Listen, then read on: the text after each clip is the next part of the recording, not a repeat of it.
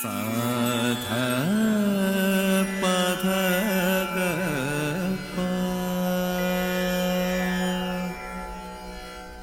आत्मसरिता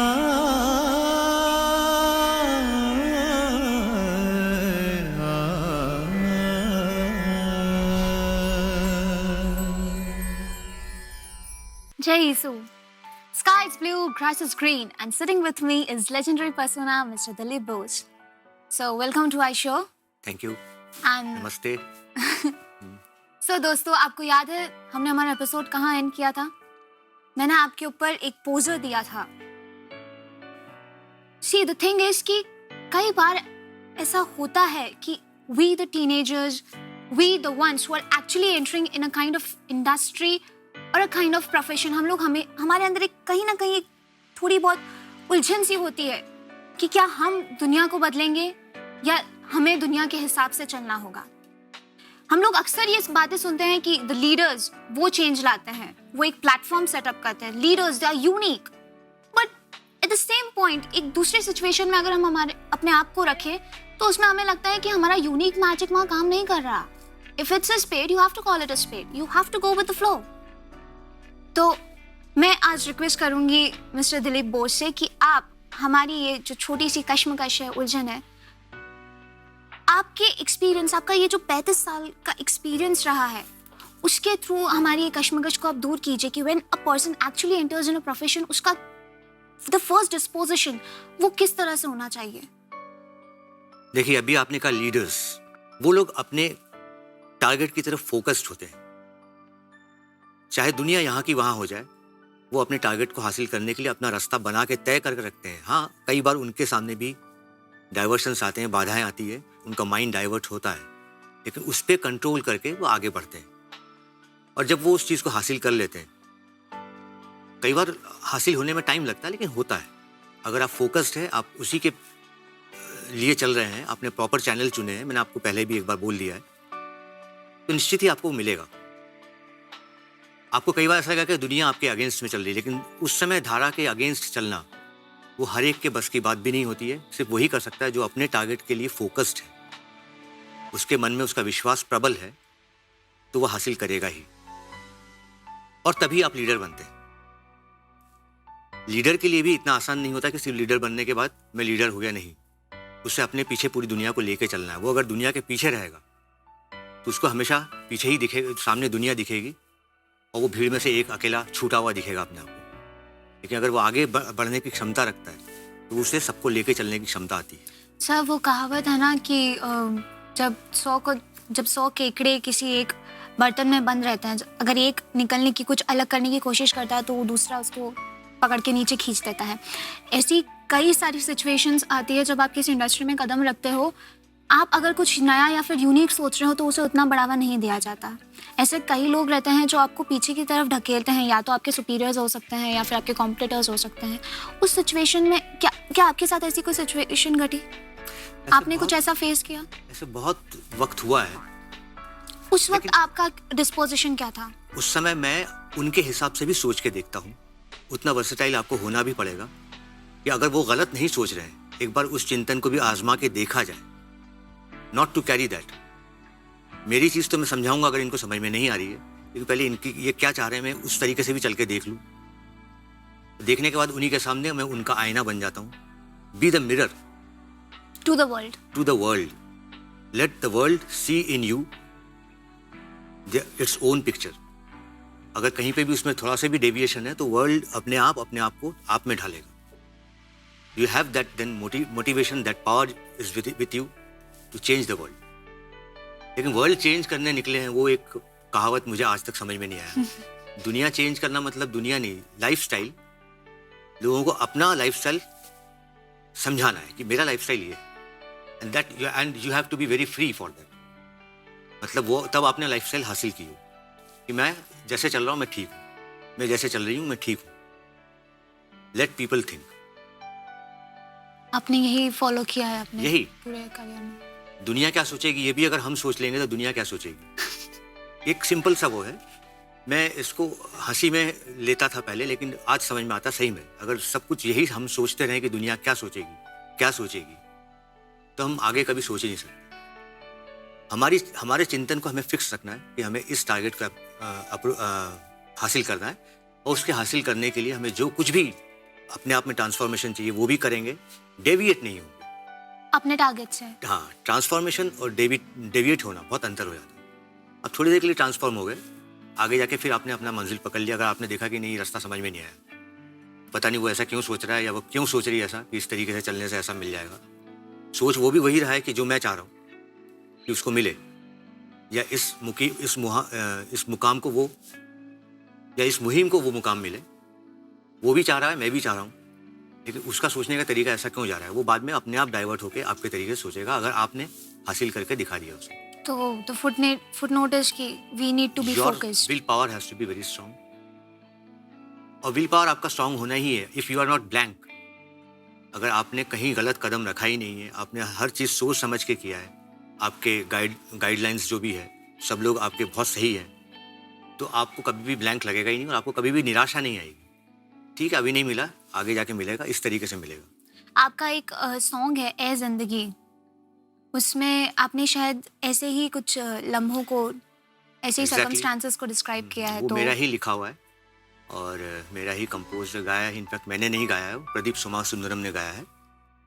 ये है भोपाल के एक प्रीस्ट है, फादर सर जॉनी। आपने काफ़ी सिंगर्स और कंपोजर्स के साथ कोलैबोरेशन किया है। मैंने लास्ट एपिसोड में भी ये नोटिस किया था कि आपके जो तीनों सॉन्ग्स आपने गाए वो अलग अलग फादर्स ने कंपोज किए थे। हाँ, ये फादर ने कंपोज नहीं किया है, ये कंपोज मैंने ही किया है। लिरिक्स फादर के हैं, कंसेप्ट फादर का है, उसे मेलोडिकल फॉर्म में मैंने ये काम भी मैं करता हूँ, ये मैंने डिस्कवर किया कभी। Well, it's always been a pleasure listening to आप you. एक स्टोरी लिख के दे दीजिए, मैं I will convert it to the song. Okay. Even I can do that, but I am not lyricist. Finally, if I have to do that, I can do that also. Okay, the song is "Ay Zindagi." Yeah. I'll sing it for you.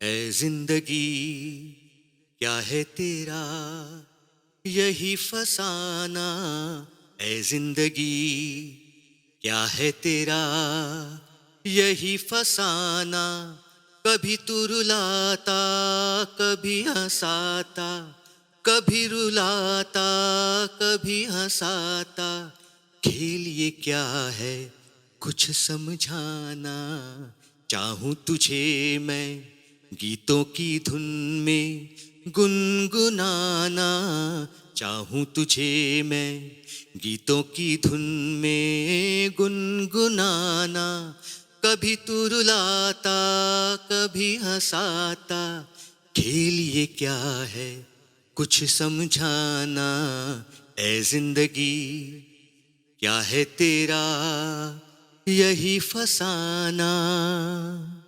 हर बशर हैरान यहाँ, जिसको मिले वो परेशान यहाँ, हर बशर हैरान यहाँ, जिसको मिले वो परेशान यहाँ, थोड़ी सी खुशियाँ थोड़े से गम है, थोड़ी सी खुशियाँ थोड़े से गम है, खेल ये क्या है कुछ समझाना, ऐ जिंदगी क्या है तेरा यही फसाना, कभी तू रुलाता कभी हंसाता, खेल ये क्या है कुछ समझाना, चाहूं तुझे मैं गीतों की धुन में गुनगुनाना, चाहूं तुझे मैं गीतों की धुन में गुनगुनाना,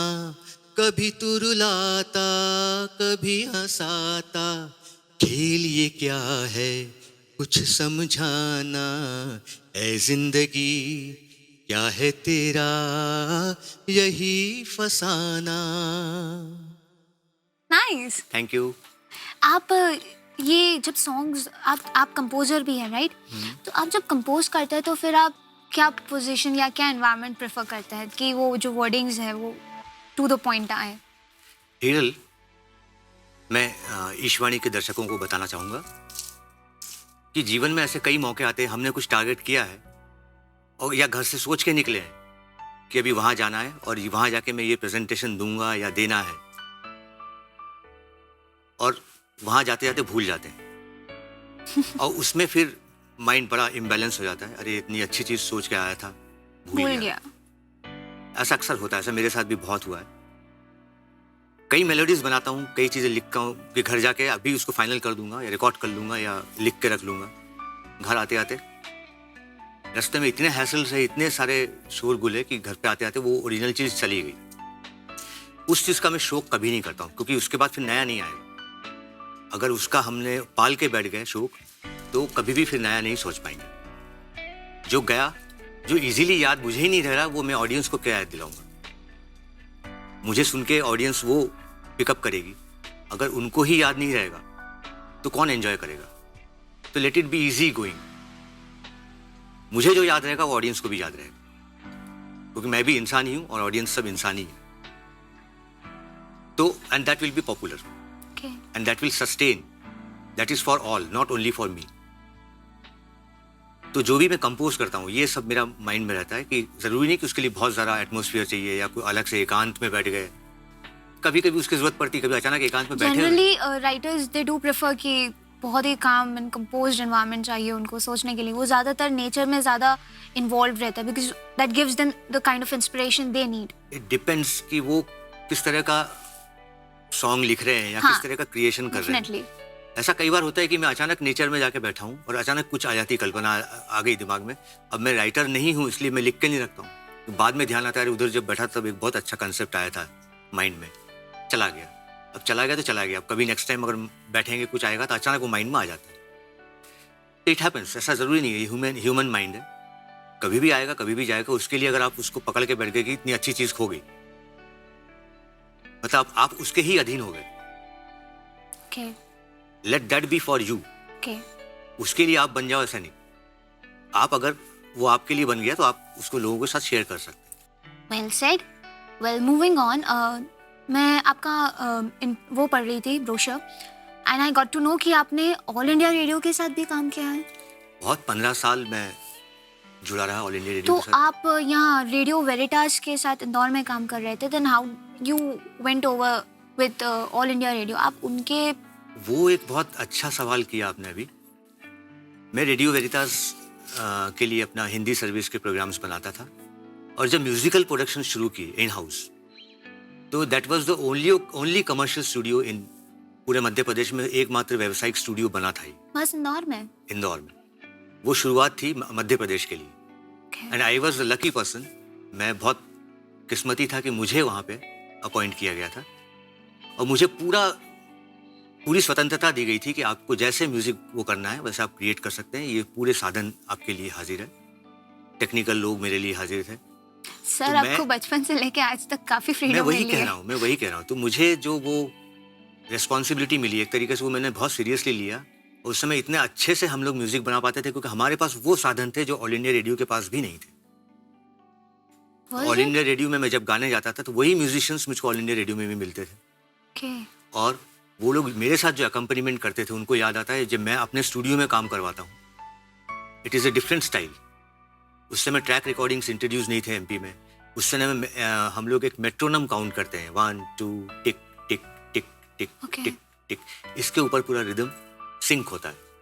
आज के ज़माने में तो बहुत कॉमन हो गया, अब तो पूरे एमपी में भी है, सब जगह है, जिससे म्यूज़िक का एक टाइमिंग तो लाइफ का आपको बता ही चुका हूँ मैं। वो बहुत अच्छा उसका मेंटेन वो मैंने हैबिट यहाँ पे इंदौर में डेवलप करने की कोशिश की, और आज सभी लोग कर रहे हैं। लेकिन that was the first starting. वो शुरुआत थी इंदौर से, सत्यप्रकाशन से। ठीक है। और जब ऑल इंडिया रेडियो जाता था तो हम लोगों को मैनुअल गाना पड़ता था।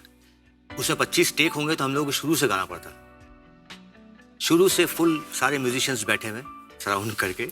अगर आपसे मिस्टेक हुई तो सब लोग फिर से शुरू से बजाएंगे, अगर उनसे मिस्टेक होगी तो हमको फिर से पूरा शुरू से गाना पड़ेगा। ऐसे 25 म्यूजिशियन अगर 25 बार मिस्टेक करेंगे तो 25 बार गाना पड़ेगा। और फाइनली आखिरी जो टेक होगा वो कितना अच्छा होगा ये भी नहीं कह सकते, सब थक जाते। हो सकता है उस दिन ड्रॉप करके नेक्स्ट डे रिकॉर्डिंग करें। तो ये सब चीज़ें हम लोगों ने फेस की। बहुत टायरिंग है ये सब। टायरिंग था, लेकिन वो परफेक्ट बनाता था इंसान को, परफेक्ट बनाता था कि जब भी कभी लाइव गाने का मौका आएगा तो आदमी कभी भी मिस नहीं करेगा। वो उसको गाना ऐसा रट जाता था और पूरे म्यूजिशियंस को ऐसा कि वो अगर कभी भी मिलेंगे तो वो लोग एकदम हूबहू वैसे ही बजाएंगे और स्टेज में भी इतने कॉन्शियस रहते हैं कि बाई चांस वो मिस्टेक कर दे तो ऐसा नहीं कि फिर से बजाना पड़ेगा, जबकि लाइव में कभी नहीं होता है। हाँ, लाइव में एक बार जो गया ऑडियंस में वो गया, लेकिन परफेक्ट होता। तो ये तो आप इस तरह ऑल इंडिया रेडियो पहुंचे। इस तरह से नहीं, ऑल इंडिया रेडियो मेरे को वहाँ पर फिर जब इन लोगों ने देखा तो मुझे ऑफर आया। नहीं, मुझे कैजुअल सिंगर के लिए Okay. इन्होंने कांटेक्ट करना शुरू किया।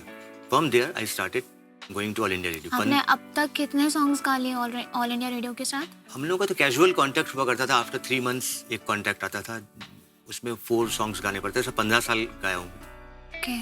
और अब तो वो कांटेक्ट वाला बेस पता नहीं है कि नहीं ऑल इंडिया, लेकिन हम लोगों का रॉयल्टी होता था। आज वो है कि नहीं मुझे डाउट है। बाकी ऑल तो आप इंडिया हमें रेडियो कुछ ऐसा सुनाइए ना जो आपने पहली बार रेडियो पे गाया हो। पहली बार रेडियो पे गाया हो।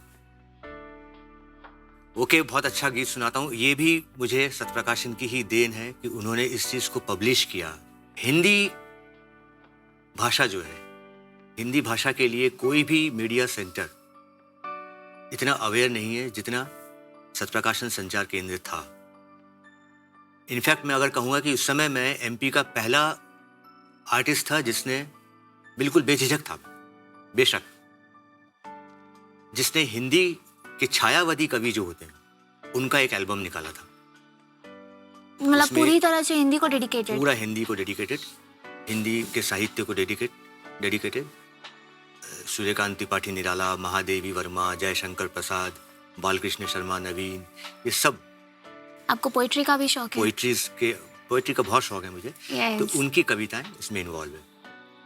अभी जैसे ये गीत मैं सुनाता हूँ, ये है सुमित्रा नंदन पंत की रचना है। ये उसमें है, वो मेरा एक एल्बम निकला था, that in fact it was the first album of mine, Satyaprakashan से जो पब्लिश हुआ था। स्पर्श। हाँ, मैंने स्पर्श के बारे में सुना है। स्पर्श जो था वो उसमें 7 पोएट्स मैंने लिए थे। ऑल जितने भी ये छायावादी कवि हैं, उनका मैंने एक कलेक्शन था वो।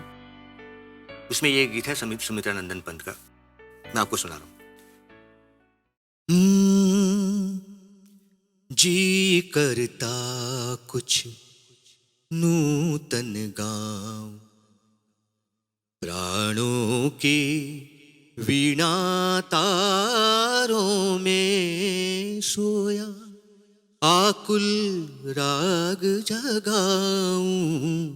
जी करता कुछ नूतन गाऊं, प्राणों की वीणा तारों में सोया, आकुल राग जगाऊं। जी करता कुछ नूतन गाऊं। अंतर में संशय भय कंपन, युग आवेशों से संचित मन। अंतर में संशय भय कंपन, युग आवेशों से संचित मन। बीती स्मृतियों के सुख दुख को, बीती स्मृतियों के सुख दुख को, विश्व व्यथा में आज पिराऊं। प्राणों के वीणा तारों में सोया, आकुल राग जगाऊं। जी करता कुछ आपके लिए नूतन गाऊं। सर, आपने गाया तो बहुत अच्छा है, पर मेरी हिंदी थोड़ी सी कमज़ोर है। और तो क्या आप वो, मैं ये समझ पा रही थी कि अंतरे में कोई मैसेज छुपा है, वो आप मैसेज हमारे दर्शकों को बताएंगे? अंतर में संशय भय कंपित। अंतर मीन्स योर सोल, आपकी अंतर चेतना में एक भय है। किस बात का? वेयर अबाउट्स का। ओके। कि मैं सही चल रहा हूँ या नहीं, सही चल रही हूँ या ऑफ नहीं। कोर्स, हमेशा रहता है। और हाँ, वो एक एक सेमी कॉन्शियसनेस जो बना रहता है। युग आवेशों से संचित मन, युग आवेश, पूरे युग का आवेश, आपके आसपास जितना चेंजेस हो रहा है, एनवायरमेंटल, जनरेशन आफ्टर जनरेशन, वो आपसे सवाल पूछता रहता है। आपको ऐसा लगता है ये मुझसे पूछ रहे हैं कि मैं क्या कर रहा हूँ। युग आवेशों से संचित मन, उनके आवेश से मेरा मन कंपित होता है। कंपित है। बीती स्मृतियों के सुख दुख को, जितने भी पास्ट अच्छाइयां हैं, बुराइयां हैं, विश्व व्यथा में, विश्व व्यथा मीन्स पूरा यूनिवर्सल सोल में आज डुबाऊं। जी करता कुछ नूतन गाऊं। Again I wish to sing something new. Lovely. आपने मुझे बताया कि आपको पोएम्स का बहुत शौक है। आपके फेवरेट कवि कौन है? मेरे फेवरेट कवि ये सब छायावादी कवि सभी हैं। नीरज भी मेरे फेवरेट है, लेकिन छायावादी नहीं हूँ, क्योंकि वो दोनों जनरेशन को बिलोंग करते हैं। वो छायावादी जनरेशन को बिलोंग करते हैं, इस जनरेशन को भी बिलोंग करते हैं, और वो सबको बिलोंग करते हैं। He belongs to every community. उनकी पोएट्री जो है आपको जन जन में दिखेगी। He is not in soul, सिर्फ अपने लिए नहीं, सबके लिए। ओके सर, मैं कल मैंने आपको जैसे बताया था, मुझे आर्टिकल्स पढ़ना बहुत अच्छा लगता है, स्पेशली वो जब बिब्लिकल आर्टिकल्स रहते हैं, उसमें काफ़ी सारी स्टोरीज़ वगैरह आती हैं, फिलोसॉफिकल स्टोरीज़ होती है, कुछ मिथ्स होते हैं। उसी दौरान मैं एक स्टोरी से टकरा गई। उसमें लिखा था कि there are believes that there sustains a life after death, like after earthly death.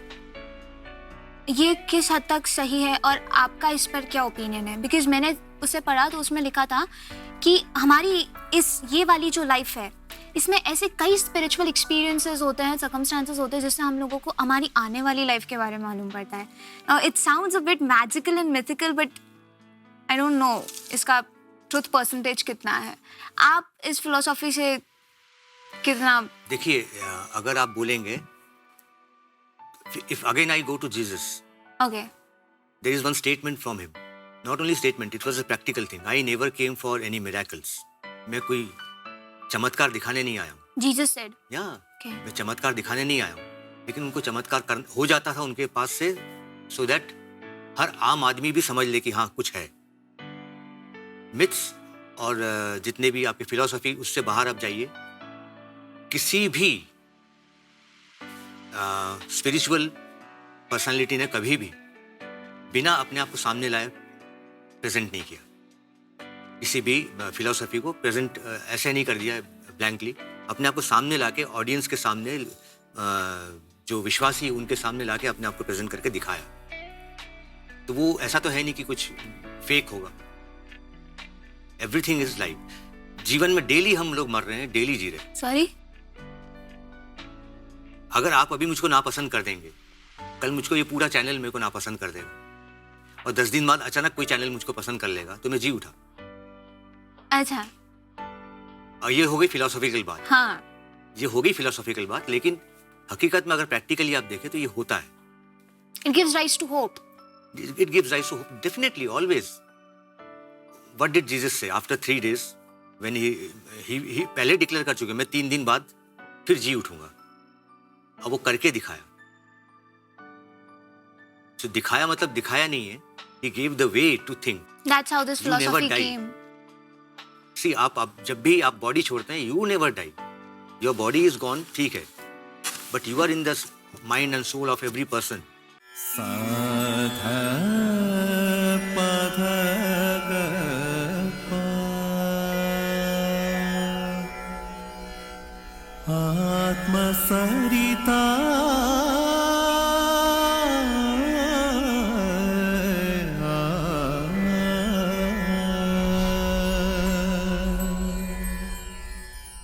Jai Yesu.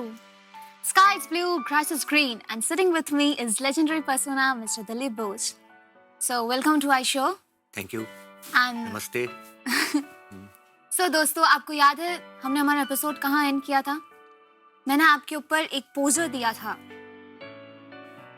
See, the thing is कि कई बार ऐसा होता है कि we the teenagers, we the ones who are actually entering in a kind of industry और a kind of profession, हमारे अंदर एक कहीं ना कहीं एक थोड़ी बहुत उलझन सी होती है कि क्या हम दुनिया को बदलेंगे या हमें दुनिया के हिसाब से चलना होगा। हम लोग अक्सर ये बातें सुनते हैं कि द लीडर्स वो चेंज लाते हैं, वो एक प्लेटफॉर्म सेटअप करते हैं, leaders they are unique. But at the same point एक दूसरे सिचुएशन में अगर हम हमारे अपने आप को रखें तो उसमें हमें लगता है कि हमारा यूनिक मैजिक वहाँ काम नहीं कर रहा। If it's a spade you have to call it a spade, you have to go with the flow. तो मैं आज रिक्वेस्ट करूंगी मिस्टर दिलीप बोस से कि आप हमारी ये जो छोटी सी कश्मकश है, उलझन है, आपके एक्सपीरियंस, आपका ये जो 35 साल का एक्सपीरियंस रहा है, उसके थ्रू हमारी ये कश्मकश को आप दूर कीजिए कि when a person actually enters in a profession, उसका द फर्स्ट डिस्पोजिशन वो किस तरह से होना चाहिए। देखिए, अभी आपने कहा लीडर्स, वो लोग अपने टारगेट की तरफ फोकस्ड होते हैं। चाहे दुनिया यहाँ की वहाँ हो जाए, वो अपने टारगेट को हासिल करने के लिए अपना रास्ता बना के तय करके रखते हैं। हाँ, कई बार उनके सामने भी डाइवर्शंस आते हैं, बाधाएं आती है, उनका माइंड डाइवर्ट होता है, लेकिन उस पर कंट्रोल करके वो आगे बढ़ते हैं। और जब वो उस चीज़ को हासिल कर लेते हैं, कई बार हासिल होने में टाइम लगता है, लेकिन होता है। अगर आप फोकस्ड है, आप उसी के लिए चल रहे हैं, आपने प्रॉपर चैनल चुने हैं, मैंने आपको पहले भी एक बार बोल दिया है, तो निश्चित ही आपको मिलेगा। आपको कई बार ऐसा लगा कि दुनिया आपके अगेंस्ट में चल रही है, लेकिन उस समय धारा के अगेंस्ट चलना वो हर एक के बस की बात भी नहीं होती है। सिर्फ वही कर सकता है जो अपने टारगेट के लिए फोकस्ड है, उसके मन में उसका विश्वास प्रबल है, तो वह हासिल करेगा ही। और तभी आप लीडर बनते हैं। लीडर के लिए भी इतना आसान नहीं होता कि सिर्फ लीडर बनने के बाद मैं लीडर हो गया, नहीं। उसे अपने पीछे पूरी दुनिया को लेके चलना है। वो अगर दुनिया के पीछे रहेगा तो उसको हमेशा पीछे ही दिखेगा, सामने दुनिया दिखेगी और वो भीड़ में से एक अकेला छूटा हुआ दिखेगा अपने आप को। लेकिन अगर वो आगे बढ़ने की क्षमता रखता है तो उसे सबको लेके चलने की क्षमता आती है। सर, वो कहावत है ना कि जब 100 केकड़े किसी एक बर्तन में बंद रहते हैं, अगर एक निकलने की, कुछ अलग करने की कोशिश करता है तो वो दूसरा उसको पकड़ के नीचे खींच देता है। ऐसी कई सारी सिचुएशंस आती है जब आप किसी इंडस्ट्री में कदम रखते हो, आप अगर कुछ नया या फिर यूनिक सोच रहे हो तो उसे उतना बढ़ावा नहीं दिया जाता। ऐसे कई लोग रहते हैं जो आपको पीछे की तरफ ढकेलते हैं, या तो आपके सुपीरियर्स हो सकते हैं या फिर आपके कॉम्पिटिटर्स हो सकते हैं। उस सिचुएशन में क्या आपके साथ ऐसी कोई सिचुएशन घटी? आपने कुछ ऐसा फेस किया? ऐसे बहुत वक्त हुआ है। उस वक्त आपका डिस्पोजिशन क्या था? उस समय मैं उनके हिसाब से भी सोच के देखता हूँ। उतना वर्सेटाइल आपको होना भी पड़ेगा कि अगर वो गलत नहीं सोच रहे हैं, एक बार उस चिंतन को भी आजमा के देखा जाए। Not to carry that. मेरी चीज़ तो मैं समझाऊंगा अगर इनको समझ में नहीं आ रही है, लेकिन पहले इनकी ये क्या चाह रहे हैं, मैं उस तरीके से भी चल के देख लूँ। देखने के बाद उन्हीं के सामने मैं उनका आईना बन जाता हूँ। Be the mirror to the world. To the world.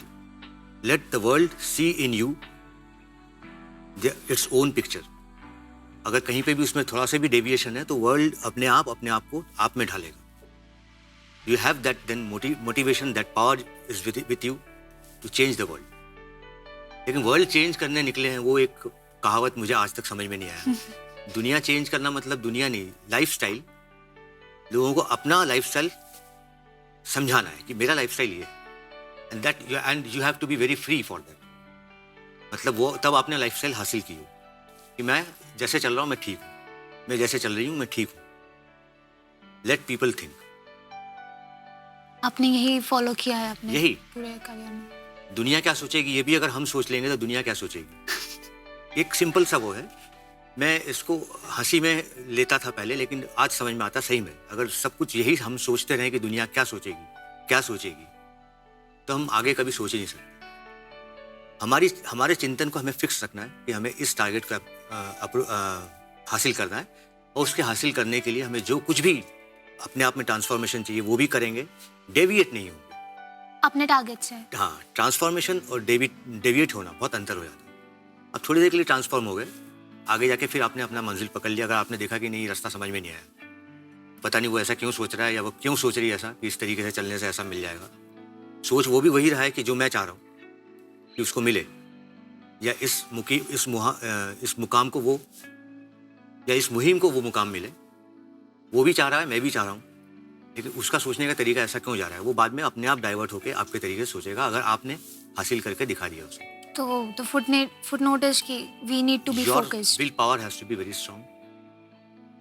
और विल पावर आपका स्ट्रांग होना ही है। If you are not blank, अगर आपने कहीं गलत कदम रखा ही नहीं है, आपने हर चीज़ सोच समझ के किया है, आपके गाइडलाइंस जो भी है, सब लोग आपके बहुत सही हैं, तो आपको कभी भी ब्लैंक लगेगा ही नहीं और आपको कभी भी निराशा नहीं आएगी। ठीक है, अभी नहीं मिला, आगे जाके मिलेगा, इस तरीके से मिलेगा। आपका एक सॉन्ग है ए जिंदगी, उसमें आपने शायद ऐसे ही कुछ लम्हों को, ऐसे ही Exactly. सर्कमस्टांसेस को डिस्क्राइब किया है। वो तो मेरा ही लिखा हुआ है और मेरा ही कंपोज गाया है। इनफैक्ट मैंने नहीं गाया है, वो प्रदीप सुमा सुंदरम ने गाया है। ये है भोपाल के एक प्रीस्ट है, फादर सर जॉनी। आपने काफ़ी सिंगर्स और कंपोजर्स के साथ कोलैबोरेशन किया है। मैंने लास्ट एपिसोड में भी ये नोटिस किया था कि आपके जो तीनों सॉन्ग्स आपने गाए वो अलग अलग फादर्स ने कंपोज किए थे। हाँ, ये फादर ने कंपोज नहीं किया है, ये कंपोज मैंने ही किया है। लिरिक्स फादर के हैं, कंसेप्ट फादर का है, उसे मेलोडिकल फॉर्म में मैंने वो ये काम भी मैं करता हूँ, ये मैंने डिस्कवर किया कभी। Well, it's always been a pleasure listening to आप you. एक स्टोरी लिख के दे दीजिए, मैं I will convert it to the song. Okay. Even I can do that. But I am not lyricist. Finally, if I have to do that, I can do that also. Okay. The song is Ay Zindagi. Yeah. I'll sing it for you.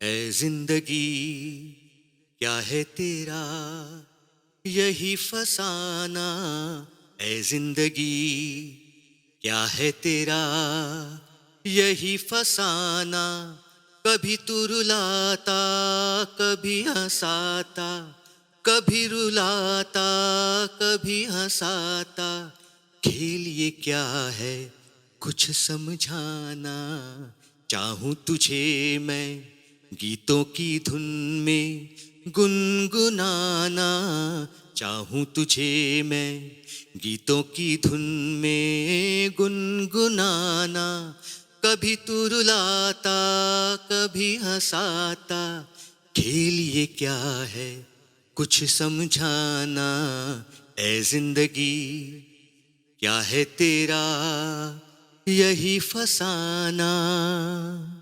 हर बशर हैरान यहाँ, जिसको मिले वो परेशान यहाँ, हर बशर हैरान यहाँ, जिसको मिले वो परेशान यहाँ, थोड़ी सी खुशियाँ थोड़े से गम है, थोड़ी सी खुशियाँ थोड़े से गम है, खेल ये क्या है कुछ समझाना, ऐ जिंदगी क्या है तेरा यही फसाना, कभी तू रुलाता कभी हंसाता, खेल ये क्या है कुछ समझाना, चाहूं तुझे मैं गीतों की धुन में गुनगुनाना।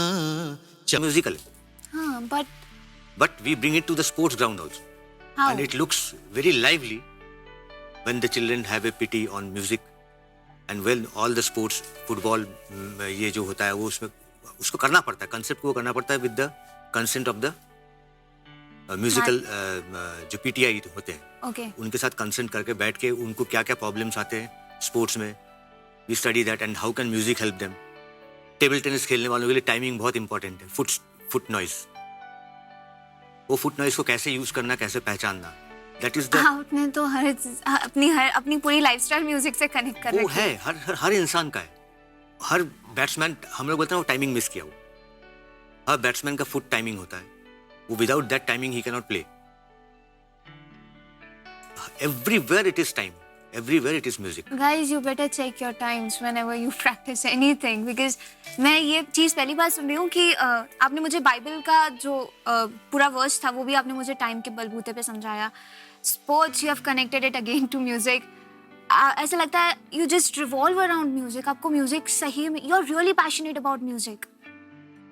ये तो बहुत अच्छा एक इंसिडेंट भी याद आ गया मुझे। मैं कई बार साउथ भी जाता हूँ, Kerala, to record my music. तो वहाँ पे मैंने देखा मिक्सिंग में टेक्निकल पर्सन जो बैठा हुआ है, I have to take 30 songs in a week. 30 गाने मुझे एक वीक में मिक्स करने हैं। Mixing means it is re listening of all the raw material and mix करना गानों को। अगर आपने कभी टेक्निकल लोग हमारे सामने भी है सब, इनको कभी ऑब्जर्व करना, it is tough job, maximum up to 2-3 songs you can concentrate, उसके बाद मोनोटोनी होने लगती है। हाँ आप सोचिए वो आदमी कैसे, मैंने वहां पे देखा है how they have to come out of their music. What do they do? 3 गाना मिक्स होने के बाद सर एक only 10 minutes break. 10 minutes break में क्या करते हैं वो? दे पुट द ईयरफोन, अपना सीडी प्लेयर चलाएंगे, some other sort of music, लेकिन म्यूजिक जो उससे बिल्कुल अलग हो। अगर इधर भजन चल रहा है तो वो शायद डिस्को लगा के सुन रहा है, to come out of that monotony. And then after 10 minutes he comes and sits out of that frequency, he comes again to the generating frequency. वो फिर से आ जाता है, फिर से बैठता है, and like that they work for hours together. करते हैं एक हफ्ते में 30 गाने करके दिए, ओके एंड विदाउट मिस्टेक। तो वो म्यूजिक से बाहर आने के लिए म्यूजिक में ही घुसते हैं और वापस म्यूजिक में ही बैठते हैं, ये भी है। तो music is everywhere helpful. Yes I can see that. Well thank you so much sir. आपके ये जो आई गेस ये कुछ ऐसी चीज़ें मैंने इन 2 एपिसोड्स में सीखी है जो मैंने आज तक शायद सुनी भी नहीं होंगी। और ये जो आपने टाइमिंग का कॉन्सेप्ट बताया है, आई एम श्योर मेरे व्यूवर्स और मैं खुद इस चीज़ को हमारी लाइफ में, हमारे डे टू डे एक्टिविटीज़ में इनकलकेट करने की पूरी कोशिश करूँगी। Well thank you so much for being here and giving your precious time to us, and I will see you in the next episode.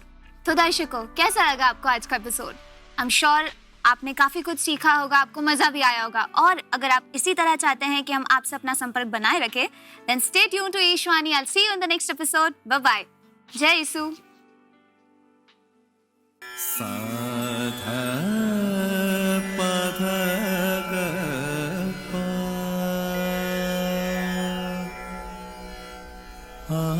आत्मसरिता